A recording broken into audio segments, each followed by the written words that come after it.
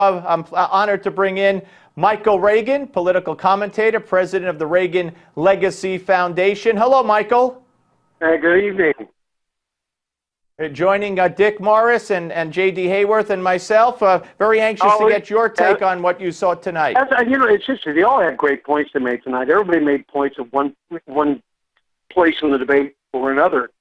But I don't think there's going to be that much movement. I think that Dick's right. He talks about who the people are that are on top right now, Ted Cruz, and, of course, Donald Trump.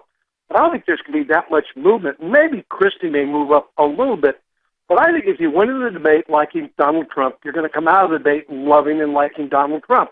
If you went into the debate liking Ted Cruz, you're going to come out loving and liking Ted Cruz.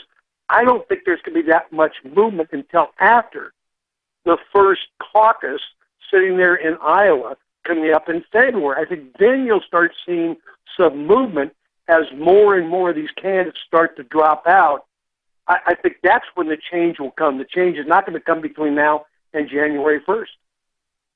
I'm with you, Michael, and that's why, Dick, I want to go back to something you said. You thought that Rubio, I don't know if you said would just about tie or significantly close the gap to close to a tie with Trump. I mean, if we're talking nationally, he would have to close, a 25-point gap. And you think that'll happen based on tonight's performance, Dick? No, you misunderstood me. Rubio is fading. I did misunderstand. Okay. Cruz is soaring. And I think Rubio will continue to fade based on tonight and will probably join the single-digit candidates at the kids' table. I think Christie may move up and take his place.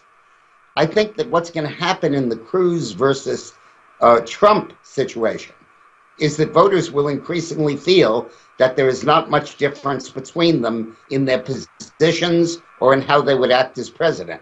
There is, of course, a world of difference between the two of them in their personas, their backgrounds, and all that. And I think it'll be very fluid. Dick, I agree with you. But go ahead, Michael. Michael, go ahead. Yeah. By and large, people vote for people who are likable and relatable. And I think that Marco Rubio is more likable and relatable than Ted Cruz. Ultimately, he may be a better debater at one level, Ted Cruz, because, being a lawyer and what have you.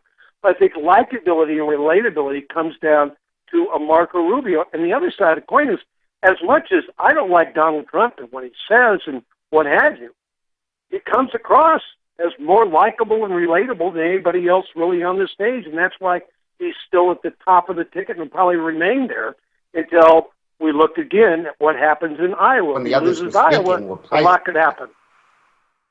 All right, Michael Reagan and Dick Morris and J.D. Hayworth, I thank all of you for joining us. Thank you very much.